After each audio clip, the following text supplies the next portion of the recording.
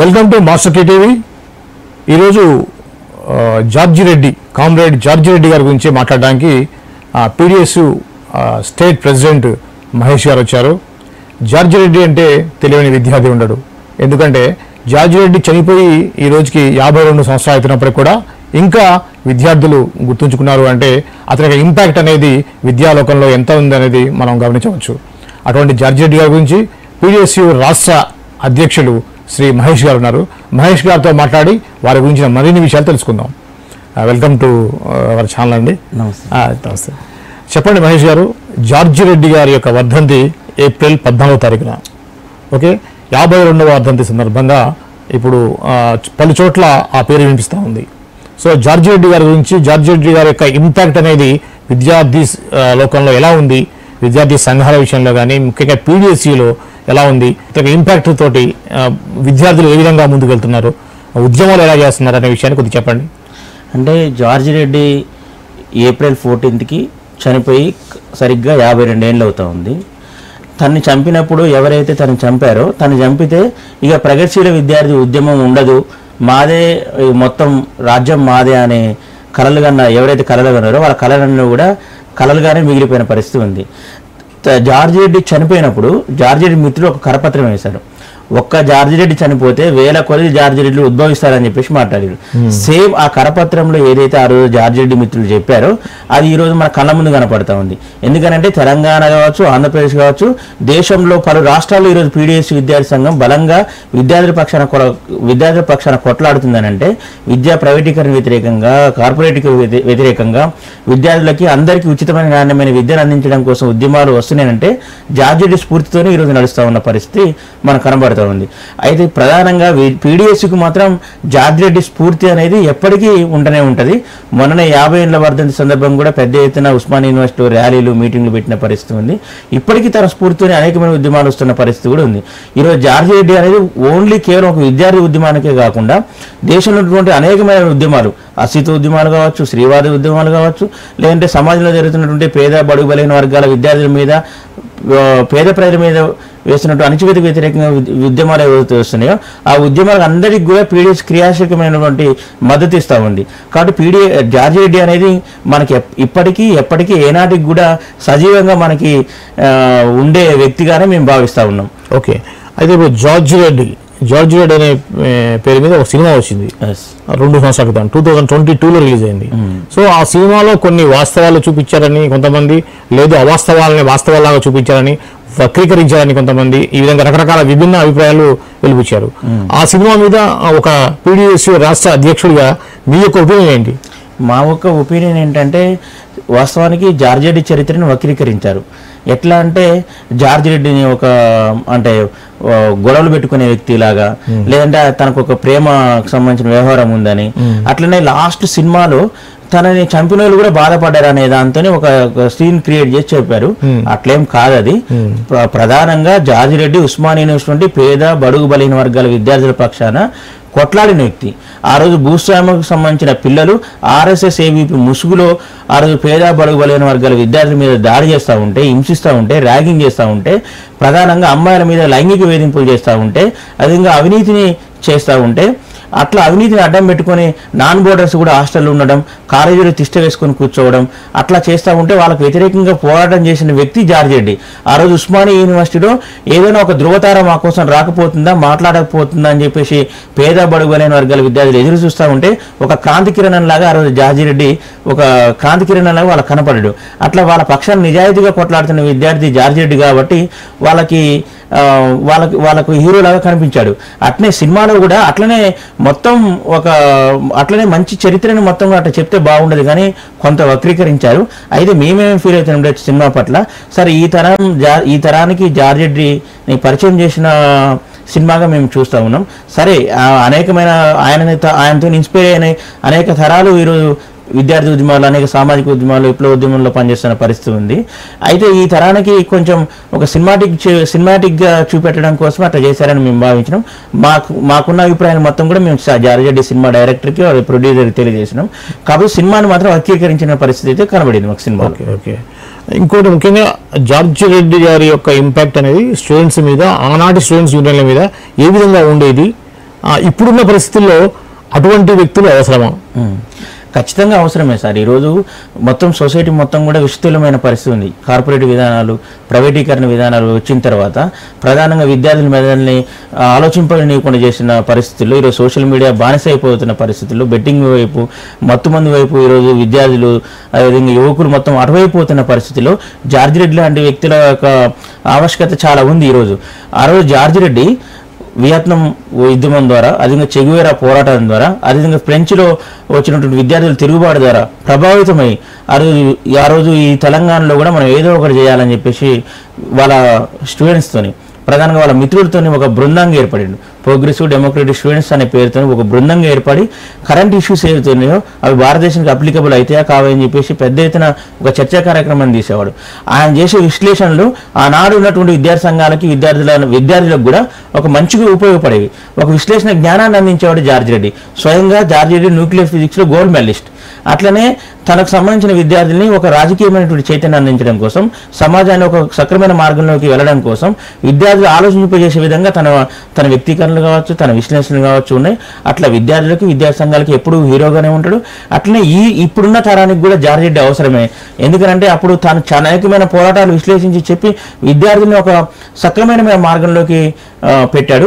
అట్లా ఈ రోజున్న పరిస్థితులను చూసుకుంటే మనం విద్యార్థులు అందరూ కూడా ఒక రాంగ్ ట్రాక్లో పోతున్న తరుణంలో జార్జి రెడ్డి జీవిత చరిత్రని, హిస్టరీని ఈ తరం విద్యార్థులు అధ్యయనం చేయడం, జార్జి రెడ్డి మార్గంలో నడవడం. జార్జి రెడ్డి మార్గంలో నడవడం అంటే ఈరోజు పేద ప్రజల వైపు నడవడం, పేద విద్యార్థుల వైపు నడవడం. ఈ ప్రభుత్వాలు ఏవైతే చేస్తున్నాయో ఆ విధానాలకు వ్యతిరేకంగా పోరాడడంగానే మనం చూడాల్సిన అవసరం అయితే ఈరోజు జార్జి రెడ్డి గురించి ఉంటుంది. 52 సంవత్సరాల తర్వాత కూడా ఇప్పటికీ జార్జి రెడ్డి గురించి మనం మాట్లాడుకుంటున్నామంటే తన స్ఫూర్తి ఇంకా సజీవంగానే మిగిలి ఉంది. అనేక మంది విద్యార్థులు ఈరోజు వాట్సాప్ తరం, అది ఇన్స్టాగ్రామ్ చూసేవాళ్ళు, అంటే ఈ సొసైటీ గురించి ఆలోచించరు అనే ఒక అపవాదం ఉన్న తరం కూడా ఈరోజు జార్జి రెడ్డి గురించి లక్షలాది మంది విద్యార్థులు బ్రౌజ్ చేస్తున్న పరిస్థితి ఉంది. దాదాపు ఒక 5 ఏళ్ల నుంచి జార్జి రెడ్డి గురించి తెలుసుకోవడం కోసం అనేక మంది విద్యార్థులు బ్రౌజ్ చేసి యూట్యూబ్లలో, ఇన్స్టాగ్రామ్లలో, ఫేస్బుక్లలో చూస్తున్న పరిస్థితి అయితే మనకి స్పష్టంగా కనబడతా ఉంది. ఓకే అండి, ఇప్పుడు విద్యార్థులకు రాజకీయాలు అవసరమా అనేటువంటి ఒక వర్గం ఉంది. విద్యార్థులకు రాజకీయం అవసరం, రాజకీయ అవేర్నెస్ ఉండాలి, రాజకీయాల్లో కొత్త తరం రావాలి అంటే విద్యార్థి దశ నుంచే వాళ్ళకి రాజకీయాలు వంట పట్టాలి అనేటువంటి ఒక వర్గం ఉంది. మీరు ఒక ఆల్రెడీ పీడీఎస్యూ రాష్ట్ర అధ్యక్షులుగా ఉన్న మీరు దీన్ని ఏ విధంగా సమర్థిస్తారు? విద్యార్థులకు రాజకీయాలు అవసరమా అని క్వశ్చన్ చేసిన వరకు మీ సమాధానం ఏంటి? అంటే విద్యార్థులకి రాజకీయాలు అవసరమా అని ప్రశ్నిస్తే మాత్రం ఖచ్చితంగా అవసరమే అండి. ఎందుకనంటే రాజకీయాల్లో విద్యార్థుల పాత్ర, యువకుల పాత్ర ఎప్పుడైతే తగ్గిందో ఇప్పుడున్న రాజకీయ నాయకులు అందరూ కూడా చూడండి, కార్పొరేట్ కంపెనీల ప్రతినిధులు, అదేవిధంగా పెద్ద పెద్ద హాస్పిటళ్ల యాజమాన్యాలు, అదేవిధంగా కార్పొరేట్ ప్రైవేట్ యూనివర్సిటీల యాజమాన్యాలే ఈరోజు మనకి దేశవ్యాప్తంగా చూసుకున్నా కూడా ఈరోజు ఉన్న పరిస్థితి ఉంది. దాదాపు యూనివర్సిటీ మొత్తం ఈరోజు పాలిటిక్స్ ఎట్లా మనకి పొల్యూట్ అయిపోయినాయంటే, మొత్తం ఎంపీల సంఖ్య తీసుకుంటే దాంట్లో 70 నుంచి 80% దాకా ఎంపీలందరూ కూడా ఈరోజు నేర ప్రవృత్తి కల వాళ్ళు, అమ్మాయిల మీద దాడులు చేసిన వాళ్ళు, మహిళల్ని లైంగికంగా వేధించిన వాళ్ళు, హత్యా నేరం కింద కేసులు బుక్ అయిన వాళ్ళు ఉన్నారు. అట్లనే మన రాష్ట్రంలో చూసుకున్నా కూడా ఈ సోకాళ్ళు రాజకీయ నాయకులు అందరూ కూడా ఎవరున్నారు? పెద్ద పెద్ద బడా కంపెనీల వాళ్ళు, బడా కార్పొరేట్ యాజమాన్యాలు, అదేవిధంగా వ్యాపారం చేసే వాళ్ళే మనకు వస్తారు. వాళ్ళకి సేవా దృక్పథం ఉండదు. అట్లా రాజకీయాల్లోకి ఎట్లయితే విద్యార్థుల పాత్ర తగ్గిందో, విద్యార్థుల పాత్రకు అవసరం లేదు రాజకీయాలు అని చెప్పేసి ఒక వాదన వచ్చిందో, ఎట్లా రాజకీయాలు మొత్తం కూడా పొల్యూట్ కావడం. ఈరోజు రాజకీయం అంటే మొత్తం డబ్బు, మద్యాన్ని వెదలడం వైపు తీసుకెళ్ళింది. కాబట్టి విద్యార్థులకి, యువకులకు ఒక అవకాశం లేకుండా పోయింది. కాబట్టి ఇప్పుడున్న పొలిటికల్ సిచ్యువేషన్లో విద్యార్థులకు రాజకీయాలు ఉంటే వాళ్ళు ఒక మంచి వైపు పోయే ప్రమాదం, ఒక మంచి వైపు వచ్చే ఒక స్థితి ఉంటుంది. అట్లా కాకుండా ఈరోజు రాజకీయాలు అవసరమా అనే దాన్ని కాకుండా వేరే వైపు డ్రైవ్ చేయడం వల్ల ఈరోజు రాజకీయాలు మొత్తం కూడా భ్రష్టు పెట్టిపోయిన పరిస్థితి మనం చూస్తున్నాం. మొన్ననే మనకి అసెంబ్లీ ఎన్నికలు జరిగినాయి. కోట్లాది రూపాయలు ఎట్లా మనకి వెదలేరు మనం చూసినాం. ఉప ఎన్నిక వస్తే దాదాపు 2,000 కోట్లు 3,000 కోట్లు పంచుతున్న పరిస్థితి, మద్యాన్ని పంచుతున్న పరిస్థితి ఉంది. కాబట్టి రాజకీయాలు ప్లెయిన్గా నడవాలంటే విద్యార్థులు ఉండాల్సిన అవసరం ఉంది. ఒకప్పుడు విద్యార్థి ఉద్యమం నుంచి వచ్చిన నాయకులు రాజకీయాల్లోకి రావడం ద్వారా వాళ్ళు ప్రజలకు కూడా అంత ఇంత మంచి చేసిన పరిస్థితి ఉంది. ఇప్పుడు ఆ స్థితి లేదు. వాళ్ళందరూ కూడా మేము రాజకీయాల నాయకులు అందరూ కూడా ఈరోజు ప్రజల్ని ఒక సరుకులాగా చూస్తూ ఉన్నారు. అంటే ఒక ఓటేపించుకునే సరుకులాగా చూసి ఓటేపించుకున్న తర్వాత వాళ్ళ అవసరం తీరిన తర్వాత పక్కకు నెట్టేస్తున్న పరిస్థితి ఉంది. కాబట్టి రాజకీయాలు అవసరమే. ఆ రాజకీయాల అవసరం కోసమే జార్జి రెడ్డి విద్యార్థులందరినీ కూడా ఆ రకం ఇప్పుడు డ్రైవ్ చేసిన అనేది మేము భావిస్తాం. ఓకే, మీరు చెప్పింది బాగుంది. విద్యార్థులకు రాజకీయాలు కావాలి. ఇప్పుడు తెలంగాణ ఉద్యమంలో విద్యార్థుల పాత్ర గణనీయంగా ఉంది, చాలా ఎక్కువగా ఉంది. సో ఆ టైంలో పీడిఎస్ తరఫున మీరు చేసినటువంటి యాక్టివిటీస్ ఏమున్నాయి? మేము అసలుకి తెలంగాణ ఉద్యమంలో అసలు కేసీఆర్ని బతికించింది మేము పీడిఎస్ విద్యాసంఘంగా. ఎందుకంటే తను కరీంనగర్లో ఆ రోజు నిరాహార దీక్ష చేసి తనని ఏం చేసిరంటే రాజమండ్రి సెంట్రల్ జైలు తరలిద్దామని చెప్పేసి ఆ రోజు ఉన్న పాలకులు భావించారు. అయితే రాజమండ్రి సెంట్రల్ జైలుకి తీసుకుపోతే తెలంగాణ ఉద్యమాన్ని ఇంక ఉవ్వెత్తున ఎగిసిపోద్ది అని చెప్పేసి ఆ రోజు ఏం చేసిరంటే ఆ రోజున్న పాలకులు ఈ తెలంగాణలోనే ఆయనను పెట్టాలే కానీ ఎక్కడ పెట్టాలి అంటే లాంటి న్యూట్రల్ ప్రాంతాల్లో పెట్టాలని చెప్పేసి వాళ్ళు భావించారు. ఆ రోజుకి అప్పటికి టిఆర్ఎస్ పార్టీ ఖమ్మంలో బలహీనంగా ఉంది. అప్పుడు మా న్యూ డెమోక్రసీ పార్టీ పీడిఎస్ విద్యాసంఘం మేమందరం కూడా పెద్ద ఎత్తున బయటకు వచ్చి అంటే కేసీఆర్ కూడా ప్రజాస్వామికమైన హక్కు తనకి కూడా నిరాహార దీక్ష చేసుకునే హక్కు ఉందని చెప్పేసి తన డెమోక్రటిక్ రైట్ ని మేము సమర్థించి కేసీఆర్ అరెస్ట్ వ్యతిరేకంగా మేము పోరాడినాం. అక్కడే ఒక విద్యార్థి ఉద్యమం, ఒక పీడిఎస్ లాంటి సంస్థలు ఆ రోజు మామూలు గణనీయమైనటువంటి పాత్ర పోషించినాయి.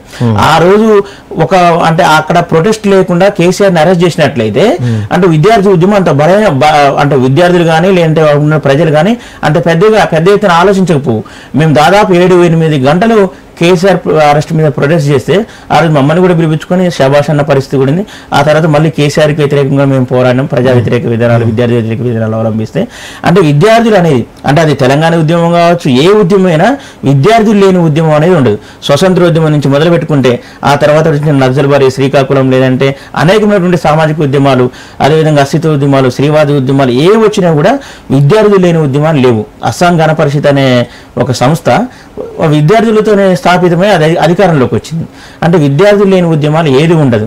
కాబట్టి విద్యార్థులు రాజకీయాలన్నీ చాలా ఇంపార్టెంట్ గానే మేము భావిస్తాం.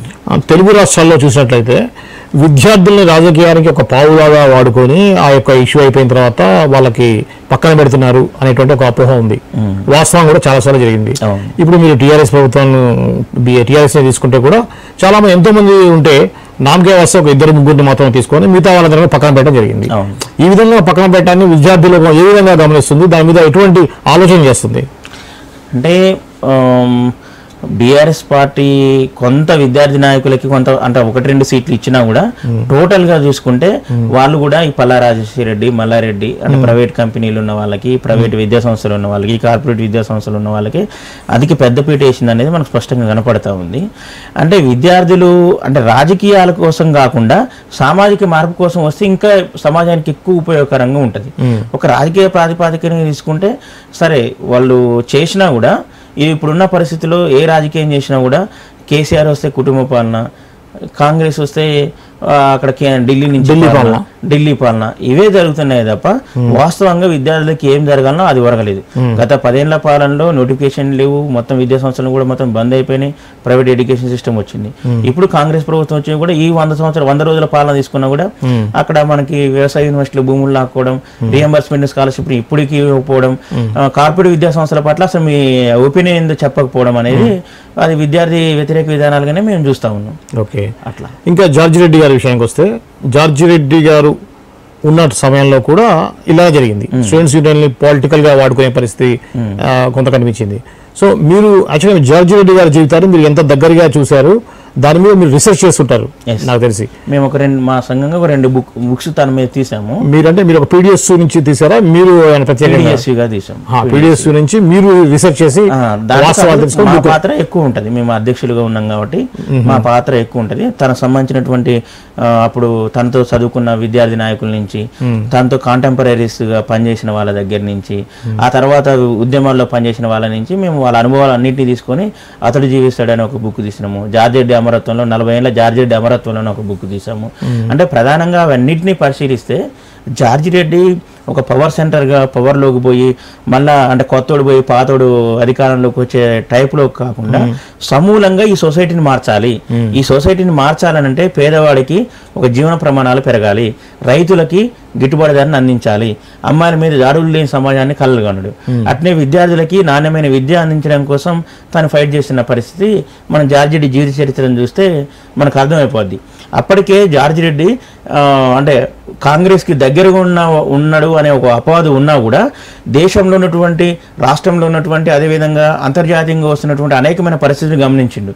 ఇందాక చెప్పినట్టు వియత్నాం యుద్ధం కావచ్చు, ఫ్రెంచ్ విద్యార్థుల ఆ తిరుగుబాటు కావచ్చు, లేదంటే చెగువేర పోరాటాలు కావచ్చు, ఇట్లాంటి మొత్తాన్ని ఒక అర్థం చేసుకొని రష్యాలో విప్లవం రావడం, ఆ విప్లవ ప్రభావం మన భారతదేశం మీద ఉండడం, అట్లాంటి ఒక మొత్తం ఆ పరిస్థితిని మొత్తం కూడా అర్థం చేసుకొని ఇక్కడ కూడా మనం ఏదైనా ఒకటి ప్రయత్నం చేయాలి.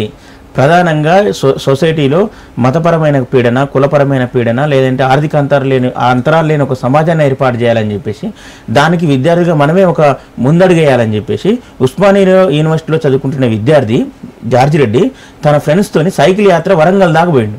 వరంగల్ దాకా పోయి ఆ మార్గ మధ్యలో ఎవరిని కలిసిండు? అందరినీ, కార్మికుల్ని, కర్షకుల్ని, మహిళల్ని, విద్యార్థులు అందరినీ కలిసి ఒక కేస్ స్టడీ లాగా తను అంటే సొసైటీని అర్థం చేసుకున్న పరిస్థితి ఉంది.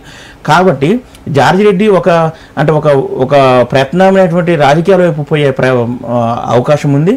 అట్లా పోతున్న క్రమంలోనే జార్జి రెడ్డి స్థాపించిన సంఘం ప్రోగ్రెసివ్ డెమోక్రటిక్ స్టూడెంట్స్ అనే ఒక సంఘం, ఒక యూనియన్, తను ఏబీపీ ఆర్ఎస్ఎస్ చేస్తున్నటువంటి అరాచకాలకు వ్యతిరేకంగా ఆనాడు జరుగుతున్నటువంటి క్యాంపస్ ఎన్నికల్లో తాను పెట్టిన ప్యానెల్ అన్నిట్లలో ఏకగ్రీవంగా గెలిచిన పరిస్థితి ఉంది. అందరూ జార్జి రెడ్డికి సంబంధించిన విద్యాసంఘానికే ఓట్లేసి గెలిపించిన పరిస్థితి ఉంది. అట్లా లాస్ట్ చివరిగా ఏప్రిల్ 14th అంటే ఏప్రిల్ 16th ఎన్నికలు ఉన్నాయి. 14th అతను ఇంజనీరింగ్ కాలేజీలో ప్రచారం చేసి వస్తున్న క్రమంలోనే ఇక జార్జి రెడ్డి ఉంటే ఇక ఇంజనీరింగ్ కాలేజీలో కూడా మనం గెలవము, ఇక మళ్ళీ విద్యార్థులందరూ కూడా తన వైపే వెళ్ళే పరిస్థితి ఉందని చెప్పి భావించిన అరాచక శక్తులు దూల్పేట్ గుండాల సహాయంతో చంపేసిన పరిస్థితి అయితే ఆ రోజు మనకు స్పష్టంగా కనపడింది. ఆ తర్వాత అనేక మంది రాసిరు, హిస్టారియన్స్ రాసిరు, తన ఫ్రెండ్స్ రాసిరు, ఉద్యమంలో పనిచేసిన వాళ్ళు రాశారు. దాని ఆధారంగా మేము ఒక 2 బుక్లు కూడా ప్రచురించినాం. ఇంకా ఈ తరానికి కూడా స్ఫూర్తి అందించాలి దాంతో. ఓకే. జార్జి రెడ్డి గారి 52వ వర్ధంతి సందర్భంగా మీరు ఇచ్చేటువంటి ఒక పీడిఎస్యు రాష్ట్ర అధ్యక్షుడిగా మీరు ఇచ్చేటువంటి సందేశం ఏమైనా ఉందా? అంటే జార్జి రెడ్డి 52వ వర్ధంతి సందర్భంగా ఈరోజు మేము అంటే జార్జి రెడ్డిని ఆ రోజు ఎవరైతే హతమార్చిండ్రో వాళ్ళే ఈరోజు అధికారంలో కొనసాగుతున్న పరిస్థితి ఉంది. వాళ్ళ విధానాలన్నింటినీ కూడా చూస్తూ ఉంటే కార్పొరేట్ అనుకూల విధానాలు, అది ఇంకా రైతులు మాకు గిట్టుబాటు ధర కల్పించాలని చెప్పేసి ఢిల్లీలో ధర చేసి చంపేస్తున్న పరిస్థితి ఉంది. ఎలక్ట్రల్ బాండ్తోని మొత్తం అవినీతిని మొత్తం కూడా వ్యవస్థీకృతం చేస్తున్న పరిస్థితి ఉంది. మొత్తం 10 ఏళ్ల పరిపాలనా కాలంలో అంటే ప్రజల మీద ట్యాక్సులు వేయడం, అంబానీలకి, అదానీలకి వేల కోట్ల రూపాయలని వాళ్ళు అప్పరంగా అప్పచెప్పడాన్ని మనం చూస్తూ ఉన్నాం. అట్లనే నిత్యావసర సరుకుల ధరలు పెరగడం, అంటే ఆలయాలను కట్టించి విద్యార్థులకి ఇచ్చే స్కాలర్షిప్లను తగ్గించడము. 10 ఏళ్ల పరిపాలన కాలంలో ఏ ఒక్క యూనివర్సిటీ కానీ, ఐఐటి కానీ ప్రధానంగా శాస్త్ర సాంకేతిక రంగాల్లో మన భారతదేశాన్ని ముందుకు తీసుకుపోయే ఒక పరిస్థితి లేదు. మూఢనమ్మకాల వైపు తీసుకొస్తున్న పరిస్థితి ఉంది. కాబట్టి మేము ఒకటే ప్రధానంగా ఈ జార్జి రెడ్డి స్ఫూర్తితోని వాట్ ఈస్ ద ట్రూత్ వైపు నిలబడమని చెప్పేసి మాట్లాడుతూ ఉన్నాం. ఈరోజు వాళ్ళందరూ కూడా యూత్ని, విద్యార్థుల్ని ప్రధానంగా చేసుకొని ఈరోజు వాళ్ళు రాజకీయం చేస్తున్న పరిస్థితి ఉంది. కాబట్టి ఇట్లాంటి పరిస్థితిని మనం అర్థం చేసుకోమని చెప్పేసి మాట్లాడుతూ ఉన్నాం. అనేక మంది రాజకీయ నాయకులు ఈరోజు బీజేపీ నుంచి పోటీ చేసే వాళ్ళందరూ కూడా ఈరోజు మనం చూసిన వాషింగ్ మిషన్ అని పెట్టారు వాళ్ళంతా. అంటే అది చూస్తే కొంచెం ప్రాక్టికల్గా నిజమే అనిపిస్తుంది. అంటే ధర్నా మొత్తం అవినీతి చేసిన వాళ్ళు, అక్రమాలు చేసిన వాళ్ళు, భూదందాలు చేసిన వాళ్ళందరూ కూడా బీజేపీ నుంచి వెళ్ళగానే వాళ్ళందరూ మంచిగా అవుతున్న పరిస్థితి ఉంది. అట్లా అనేక మంది నాయకులు కూడా ఈరోజు బీఆర్ఎస్ పార్టీలో అవినీతి చేసిన వాళ్ళందరూ కూడా మళ్ళీ బీజేపీలోకి పోయి మళ్ళీ వాళ్ళు మళ్ళీ ఎంపీకి ప్రయత్నం చేస్తున్న పరిస్థితి ఉంది. కాబట్టి ఈ జార్జి రెడ్డి 52వ వర్ధంతి సందర్భంగా కూడా మేము విద్యార్థులకి తన యొక్క స్ఫూర్తిని అర్థం చేసుకోండి. ఆ రోజు జార్జి రెడ్డి దేనికోసం కొట్లాడిండు, దేనికోసం తన రక్తాన్ని చిందించిండు, దేనికోసం తన అమూల్యమైన ప్రాణాన్ని ఇచ్చిండు. న్యూక్లియర్ ఫిజిక్స్లో గోల్డ్ మెడలిస్ట్, అట్లనే బాంబే యూనివర్సిటీ ప్రొఫెసర్ తను రాసిన పరీక్షా పత్రాలను ఇంత మంచి అద్భుతంగా రాసిన ఈ విద్యార్థి ఎవరని బాంబే నుంచి వచ్చి తనని కలిసిపోయిన పరిస్థితి ఉంది. అనేకమైనటువంటి జాబ్స్ ఉద్యోగాలు కూడా వచ్చినా కూడా వాటన్నింటి కూడా తలదన్ని విద్యార్థుల పక్షాన్ని నిలబడాలి, సొసైటీని మార్చాలని చెప్పేసి మాట్లాడినటువంటి జార్జి రెడ్డిని కిరాతకంగా హత్య చేశారు. దీన్ని అర్థం చేసుకోండి. ఇప్పుడున్న వాళ్ళ ఆ టైప్ ఉన్న వాళ్ళని కూడా అర్థం చేసుకుని వాళ్ళకి వ్యతిరేకంగా నిలబడండి అని చెప్పేసి మాత్రం మేము విద్యార్థులకి చెప్తున్నాం. ఆ సందర్భంగానే మేము అన్ని యూనివర్సిటీలలో, కాలేజీలలో, అన్ని జిల్లాలలో కూడా మేము ఎట్లా పడితే అట్లా అంటే మీటింగ్లు, ర్యాలీలు, ప్రదర్శనలు ఈ 14th రోజు మేము చేస్తా ఉన్నాం. ఎప్పటి నుంచి ఎప్పటిదాకా ఉన్నట్టుంది కదా జార్జి రెడ్డి వర్ధంతి? అంటే మేము ప్రధానంగా ఫిబ్రవరి 10వ తారీఖు నుంచి 14వ తారీఖు దాకా విస్తృతంగా మేము కార్యక్రమాలు రాష్ట్ర వ్యాప్తంగా చేస్తా ఉన్నాం. 4 days. 4 days. అట్లా మొత్తం జార్జి రెడ్డికి సంబంధించినటువంటి అన్ని యూనివర్సిటీలలో కార్యక్రమాలు మొత్తం జరుగుతూ ఉన్నాయి. ఓకే ఓకే రైట్ అండి. ఇది అండి పీడిఎస్యు రాష్ట్ర అధ్యక్షులు మహేష్ గారు కామ్రేడ్ జార్జి రెడ్డి గురించి చెప్పిన వివరాలు. మరో ఈ విషయంతో మళ్ళీ కలుద్దాం.